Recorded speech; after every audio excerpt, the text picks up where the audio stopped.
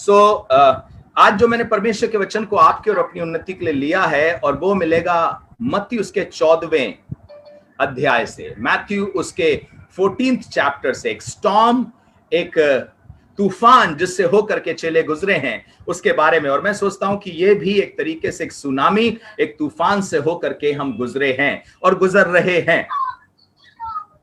सो जिस एको के बारे में हम बात कर रहे हैं, जिस सुनामी के बारे में बात कर रहे हैं, वो सुनामी यीशु मसीह के सामर्थी नाम में हमें नाश नहीं कर सकती, हमें डुबा नहीं सकती, हमें खराब नहीं कर सकती, और हमें पैरालाइज भी नहीं कर सकती। आज जिस बात पे मैं चर्चा करना चाहता हूं वो ये है कि it can not even paralyse you. How? आज हम इसको देखेंगे कि कैसे अपने भय पर हम विजय प्राप्त कर सकें। जैसे कल हमने देखा था कि किस तरीके से परमेश्वर ने हर एक को अलग अलग शक्तियां दी हैं, पर यह शक्ति आपकी पैरालाइज ना हो सके। What is Jesus doing so that your strength remains your strength? यीशु ऐसा क्या कर रहा है कि आपकी ताकत बनी रहे। एक चीज और निवेदन करूंगा, क्योंकि कुछ लोगों का, जब मैं अपने फोन से चर्च वालों को लिंक किया, मैं चाहता हूं कि आप जरूर से अपने आप को म्यूट करके रखें, आपकी आवाज किसी तरीके से ना आए। प्लीज म्यूट योरसेल्फ, ताकि कोई आवाज किसी तरह से किसी को डिस्टर्ब ना कर सके। मैं आपसे निवेदन करूंगा, प्लीज म्यूट योरसेल्फ। मत्ती 14 अध्याय निकालेंगे, मैथ्यू चैप्टर 14, मैथ्यू चैप्टर 14 और उसके 22nd वर्स से। यही कहानी मरकुस 6 में है, यही कहानी यूहन्ना 6 में है।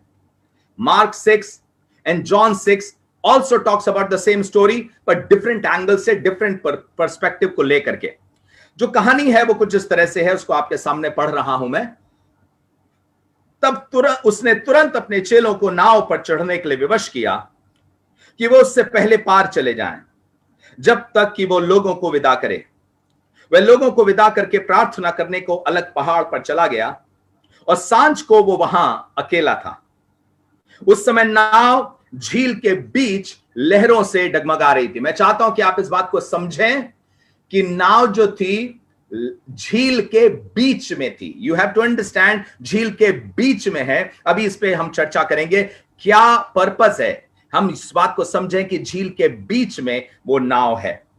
आगे लिखा हुआ है, वो लोगों को विदा करके प्रार्थना करने को अलग पहाड़ पर चला गया, और सांझ को वो वहां अकेला था। उस समय नाव झील के बीच लहरों से डगमगा रही थी, क्योंकि हवा सामने की थी। और यीशु रात के चौथे पहर झील पर चलते हुए उनके पास आया। चेले उसको झील पर चलते हुए देखकर घबरा गए और कहने लगे, यह भूत है, और डर के मारे चिल्लाने लगे। तब यीशु ने तुरंत उनसे बातें की और कहा, ढाढ़स बांधो। इस बात पे भी जोर दीजिएगा और गौर करिएगा। मैंने अपने चर्च में इस बात पे जोर दिया था इस संडे, पर आज थोड़ा सा और आगे लेकर के उस बात को चलूंगा। यीशु मसीह ने तुरंत उनसे बातें की और कहा, ढाढ़स बांधो, डरो मत। पतरस ने उसको उत्तर दिया, हे प्रभु, यदि तू ही है तो मुझे अपने पास पानी पर चल कर आने की आज्ञा दे। उसने कहा, आ। तब पतरस नाव पर से उतर करके यीशु के पास जाने को पानी पर चलने लगा। आगे लिखा हुआ है, पर हवा को देखकर डर गया, और जब डूबने लगा तो चिल्लाकर कहा, हे प्रभु, मुझे बचा। यीशु ने तुरंत हाथ बढ़ाकर उसे थाम लिया और उससे कहा, हे अल्पविश्वासी, तूने क्यों संदेह किया? जब वे नाव पे चढ़ गए तो हवा थम गई। इस पर उन्होंने जो नाव पर थे उसे दंडवत करके कहा, सचमुच तू परमेश्वर का पुत्र है। और आज का जो मेरा टॉपिक है, वो टॉपिक है स्टॉर्म एंड माय फ्यूचर। ये तूफान और मेरा भविष्य। इस तूफान में मेरा भविष्य क्या है? What is my future in the midst of this ravageous storm? इतने भयंकर तूफान में मेरा भविष्य क्या है? नहीं, इस स्टोरी का जो हीरो है वो पीटर नहीं है। प्लीज इस बात को समझिए, इस स्टोरी का हीरो पीटर नहीं है। पतरस पानी पे चल करके डूब रहा है। यह कहानी इसलिए नहीं लिखी गई कि दुनिया पतरस की चर्चा करे और पतरस की महानता का जिक्र करे, क्योंकि जब मरकुस में हम देखते हैं और यूहन्ना 6 में देखते हैं तो दोनों जगह पे पतरस का जिक्र भी नहीं है। पतरस का पानी में डूबने का और निकल करके चलने का, दोनों का जिक्र भी नहीं है।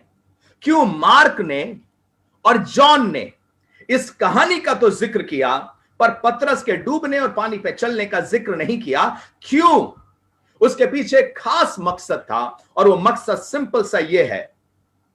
ये कहानी हमें यह बताने के लिए लिखी नहीं गई है कि कितना बड़ा विश्वास होगा तब हम तूफान पार कर पाएंगे, पर यह कहानी इसलिए लिखी गई है कि कमजोर विश्वास वाले भी उद्धारकर्ता यीशु की सामर्थ्य से तूफान को पार करने पाएंगे। हालेलुया। यह कहानी इसलिए नहीं लिखी गई है कि यह बताया जाए कि Peter was such a great man of faith and look how he walked on the water. यह कहानी इसलिए नहीं लिखी गई है कि पतरस की महानता का बयान किया जा सके, पर यह कहानी इसलिए लिखी गई है कि यीशु की महानता का और कैसे वो कमजोर विश्वास वाले लोगों को लेकर के चलता है, उसकी महानता का जिक्र किया जा सके। हालेलुया। और अगर आप भी इस तूफान में डरे हैं, आप भी इस कोरोना के तूफान में घबराए हैं, चिंतित हुए हैं, परेशान हुए हैं, तो आपसे कहना मांगता हूं, this story is about you also. यह कहानी आपके बारे में भी है। और ऐसा कौन है जो घबराया नहीं है?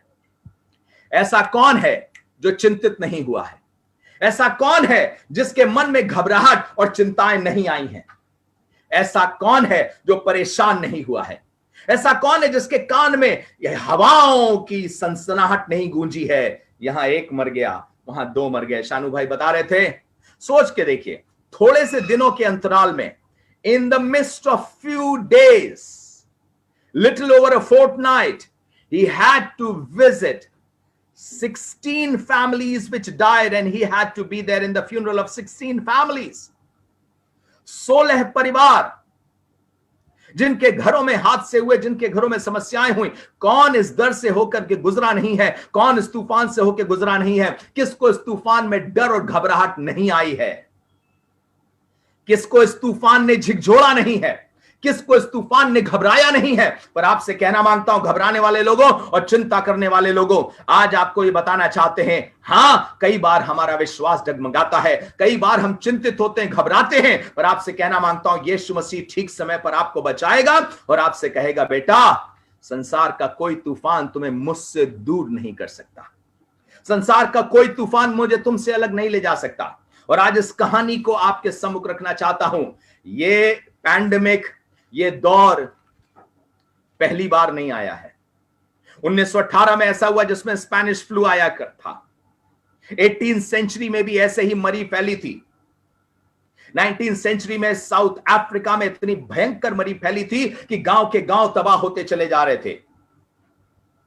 आपको बताऊं, 15th सेंचुरी 1516 सम के आसपास, जब मार्टिन लूथर इस समय सेवा कर रहा था, उस समय यूरोप में बड़ा भयंकर तूफान आया था। इसी तरीके की समस्याएं आई थी और उस समय यूरोप पर आक्रमण था पर्शियन लोगों का और टर्किश लोगों का।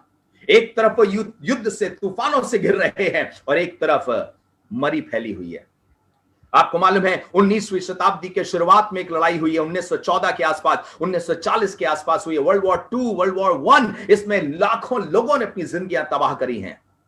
ये सब भी सुनामी ही थे, ये सब भी तूफान ही थे कि घर के घर उजड़ चले जा रहे थे। तूफान ऐसा उनको लेकर के चला जा रहा था। पर मैं आपसे पूछना मांगता हूं, क्या इनमें से किसी ने यीशु की कलीसिया को तबाह कर दिया? क्या इनमें से किसी तूफान ने यीशु के काम को खत्म कर दिया? क्या इनमें से किसी तूफान ने यीशु की कलीसिया को तबाह करके रख दिया और कहा कि आज के बाद यीशु की कलीसिया दिखाई नहीं देगी? आपसे कहना मांगता हूं, यीशु मसीह ने कहा था, अधोलोक के फाटक उस पर कभी प्रबल नहीं आएंगे। मैं देख चुका हूं पिछले 2000 साल के इतिहास को, जो मैंने पढ़ा है, जितना भी पढ़ा है, मैं आपसे कहना मांगता हूं, आज के दिन तक कलीसिया को कोई तबाह नहीं कर पाया है और आगे भी कोई तबाह नहीं कर पाएगा। संसार की सारी सामर्थ्य हिलाई जाएगी, कलीसिया नहीं हिलाई जाएगी। क्यों कलीसिया हिलाई नहीं जाएगी? उसके पीछे एक रीजन है कि कलीसिया को यह विश्वास है कि जीते जी हम खुदा के हैं और अगर मरेंगे तो खुदा के पास ही जाएंगे। हमें कोई कहीं खुदा से दूर नहीं कर सकता। हमारा यह विश्वास ही हमको मजबूत रखता है।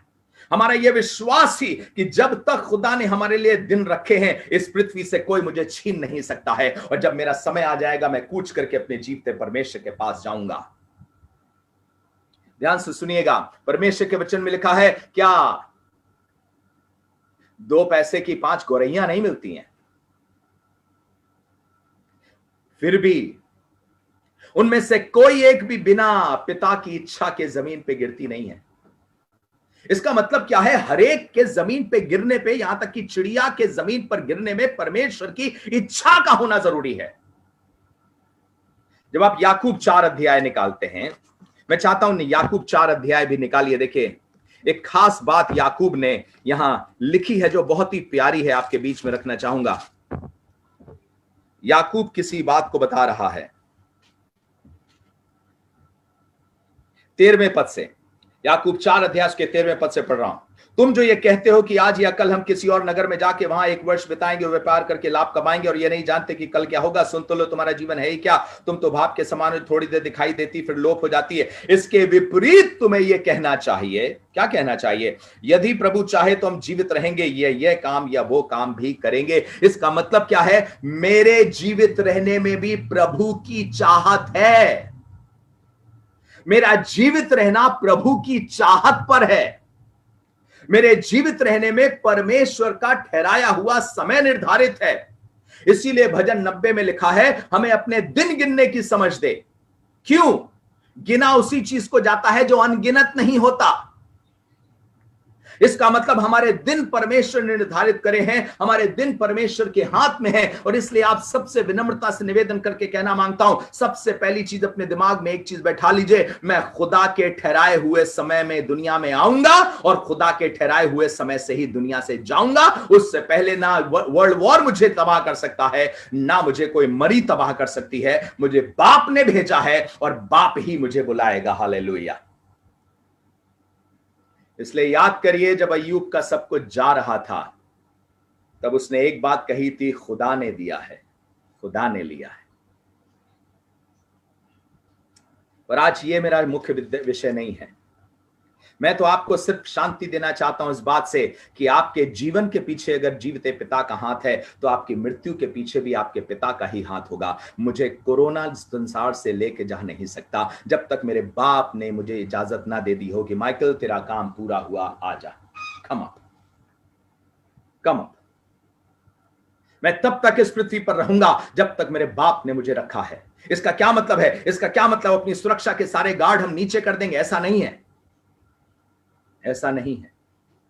क्योंकि जब आप प्रेरितों का काम पढ़ते हैं तो वहां पर अंतिम अध्याय की तरफ जाते हुए पौलुस अपने एक तूफान का जिक्र करता है कि कैसे 14 दिन तक उनके पास रोटी नहीं थी, खाना नहीं था। बड़े दिनों के बाद उन्होंने रोटी और खाना खाया। तब उसने कहा, अपने उस नाविक से कहा, अपने कैप्टन से कहा, सब लोगों से बोल दो कोई मरेगा नहीं, सब जिएंगे, क्योंकि रात में स्वर्गदूत ने मुझसे कहा है कोई मरेगा नहीं, जिएंगे। इतने में जो नाविक थे वो कूद कूद करके जाने की कोशिश कर रहे थे। जब नाविक जाने की कोशिश कर रहे थे उस समय काम हुआ। जो काम ये हुआ, पौलुस गया और जाके कहने लगा, कैप्टन से जाके कहने लगा, नाविकों को रोक दो, इनमें से कोई जाने ना पाए, क्योंकि अगर ये चले गए तो हम बचेंगे नहीं। अरे खुदा ने तो रात में तुमसे कहा है कोई मरेगा नहीं, तो नाविकों की क्या जरूरत है? नहीं, खुदा इन्हीं नाविकों के द्वारा काम करेगा। आपसे कहना मांगता हूं, आपको परमेश्वर आपकी बुद्धिमानी के द्वारा ही आगे लेकर के चलेगा, आपको संभाल करके रखेगा। इसलिए परमेश्वर चाहता है कि जो वो काम कर रहा है आप विश्वास के साथ उसमें शामिल हो। आज इसी बात को हम मत्ती उसके 14वें अध्याय में भी देखते हैं, एक तूफान को देख रहे हैं। मैं एक सवाल पूछना मांगता हूं, क्या बाप को मालूम है ये तूफान आने वाला है? क्या यीशु मसीह जब उन्हें विवश कर रहा है कि तुम जाओ, नाव में अकेले जाओ, मैं बाद में आऊंगा, तो क्या यीशु को यह मालूम है कि तूफान आने वाला है या नहीं मालूम है? मैं सोचता हूं मालूम है। मैं सोचता हूं मालूम है कि यीशु मसीह को कि तूफान आने वाला है। मेरे चेले अकेले होंगे पर तूफान आने वाला है। There is nothing that evades the mind of God and the wisdom of God. There is nothing. कुछ ऐसा नहीं है जो परमेश्वर की विजडम और परमेश्वर की आंखों से परे हो। कुछ ऐसा नहीं जो परमेश्वर के लिए नया हो। यीशु मसीह को सब कुछ मालूम है, वो जानता है, परमेश्वर पिता सब कुछ जानता है और जान करके एक बात कहता है, आई नो, मुझे मालूम था तूफान आने वाला है। पर ध्यान से सुनना, मैं चाहता हूं कि इस हिस्से को फिर से पढ़ूं तो आपके सामने लिखा है, तब वह तुरंत अपने चेलों को नाव पर चढ़ने के लिए विवश किया कि उससे पहले पार चले जाएं। उसकी मनसा क्या थी? उसकी मनसा यह थी कि पार चले जाएं। खैर इस पे चर्चा नहीं करेंगे क्योंकि बहुत से लोगों ने प्रचार किया है इस पर, आप जानते ही हैं। पार चले जाएं, उसकी मनसा यह है कि आपको पार उतारे। जब वो लोगों को विदा करके प्रार्थना करने को अलग पहाड़ पे चला गया, सांझ को वहां अकेला था। उस समय नाव झील के बीच लहरों से डगमगा रही थी। वो पहाड़ पर है और नाव लहरों के बीच में डगमगा रही है। आपको मालूम कितनी दूरी आ चुकी है? जब आप गलील की झील के बारे में चर्चा करेंगे तो गलील की झील की लंबाई जो थी, एक एंड से दूसरे एंड तक करीब 21 किलोमीटर की थी, और इसकी जो चौड़ाई थी, जो वाइडेस्ट पॉइंट था उसका, वो करीब 11 किलोमीटर का था, और जो उसका सबसे पतला स्थान था वो करीब करीब 9 किलोमीटर का। और जिस जगह पर ये थे वो करीब करीब 9.5 से 10 किलोमीटर, क्योंकि एक सर्टेन सिटी की तरफ यीशु मसीह ने कहा था तुम जाओ। 9.5 किलोमीटर का रास्ता है, और ये आधे रास्ते पर आ चुके हैं, जिसको 5 किलोमीटर का आसपास का इलाका बोला जाता है, 5 किलोमीटर्स। और कौन सा समय हो गया है? रात का चौथा पहर हो गया है। आपको मालूम चौथा पहर क्या होता है? 6 से 9 का पहला होता है, शाम को 6 से 9 पहला पहर हो गया रात का, 9 से 12 दूसरा हो गया, 12 से 3 तीसरा हो गया, 3 से 6 चौथा पहर है रात का। इस चौथे पहर में यीशु मसीह पिता से दुआ कर रहा है, सो नहीं रहा था। जब आप इसी को मरकुस में पढ़ते हैं तो एक खास बात मरकुस में दिखाई देती है, और मैं चाहता हूं कि 6ठे अध्याय को निकालिए मरकुस के, और उसके 47 पद से। जब सांझ हुई तो नाव झील के बीच में थी और वो अकेला भूमि पर था, यानी यीशु मसीह पहाड़ पर है और नाव 5 किलोमीटर दूर झील के बीच में है। लिखा है जब उसने देखा कि वे खेते खेते घबरा गए हैं, क्योंकि हवा उनके विरुद्ध थी और वो रात के चौथे पहर का समय था।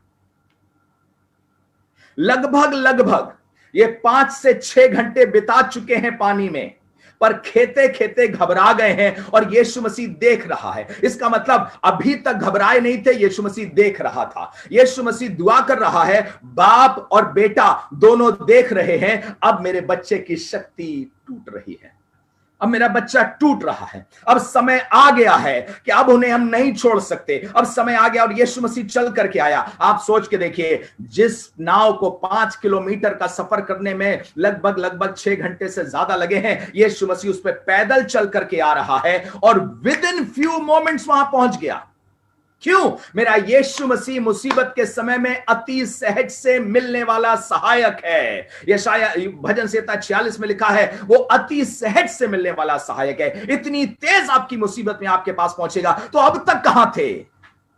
अब तक मैं चाह रहा था कि तुम उस तूफान में जो प्रयत्न कर सकते हो अपनी तरफ से करो। उन तूफानों में झेलने की ताकत भी मैंने ही तुम्हें दी है। मैं टूटने नहीं दूंगा। मैं ठीक टूटने से पहले तुम्हारे पास पहुंच जाऊंगा। जब तुम्हारी शक्ति उखड़ने ही वाली होगी, मैं तुम्हारे पास पहुंच जाऊंगा। आपको मालूम है यीशु मसीह ने पतरस से क्या बोला था? लूका उसके 22वें अध्याय में, शमौन है शमौन, देख शैतान ने तुम लोगों को मांग लिया है कि गेहूं की नाई फटके, पर मैंने तेरे लिए विनती करी है कि तेरा विश्वास जाता ना रहे, और जब तू फिरे तो अपने भाइयों को स्थिर करना। प्रभु, जब तू देख ही रहा है कि विपत्ति आएगी तो शुरू से क्यों रोक नहीं देता? प्रभु कह रहा नहीं, कई बार विपत्ति को मैं तुरंत नहीं रोकता, और आपको यह भी बताने जा रहा हूं कि ये तूफान क्यों इतना लंबा समय चलेगा, उसके पीछे भी एक पर्पस है। आपको एक सबक सिखाना मांग रहा है परमेश्वर, मुझे भी एक सबक सिखाना मांग रहा है। क्यों ये तूफान लंबा चल रहा है? पहली चीज तो बताना मांग रहा हूं, बीचों बीच आ चुके हैं।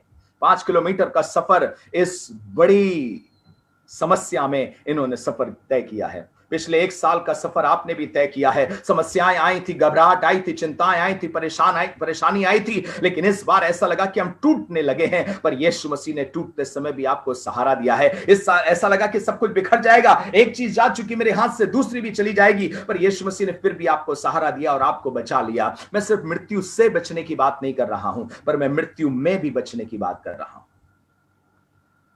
कि आपको मालूम है मृत्यु हमें नाश नहीं कर सकती, क्योंकि पौलुस ने कहा जी तो चाहता है कूच करके मसीह के पास जा चलूं। फिलिपियों पहले अध्याय में उसने कहा जी चाहता है कि कूच करके मसीह के पास चला जाऊं, क्योंकि ये मेरे लिए बहुत अच्छा है, पर तुम्हारे लिए पृथ्वी पर रहना और भी लाभदायक है।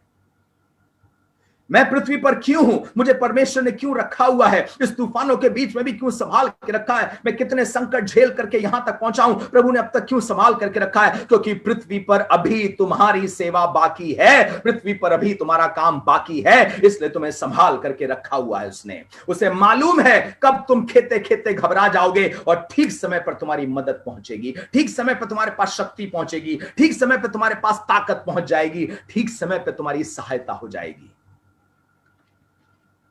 आगे लिखा हुआ है, और यीशु रात के चौथे पहर झील पर चलते हुए उनके पास आया। चेले उसको झील पर चलते हुए देखकर घबरा गए और कहने लगे, ये भूत है। अब यहां से एक मुख्य चीज शुरू होती है। उसको झील पर चलते हुए देख करके घबरा गए और कहने लगे, ये भूत है। और बाइबल में लिखा है, यीशु मसीह ने तुरंत उनसे बातें करी और क्या कहा, मैं हूं, डरो मत।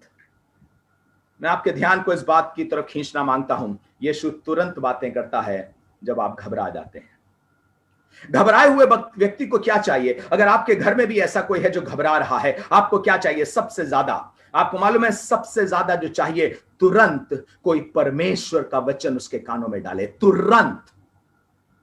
इसलिए बाइबल में लिखा है, तुरंत उसने उनसे बातें करी। तुरंत उसने उनसे बातें करी। क्यों? उसे मालूम है इस घबराहट की दशा में मेरे बच्चे पैरालाइज हो जाएंगे। अब तक वो खेते खेते खेते खेते यहां तक आए हैं, अभी थोड़ा सा और चलना है, पर अभी ये बच्चे घबरा जाएंगे और घबराहट में वो बेवकूफी के कदम उठा ले जाएंगे।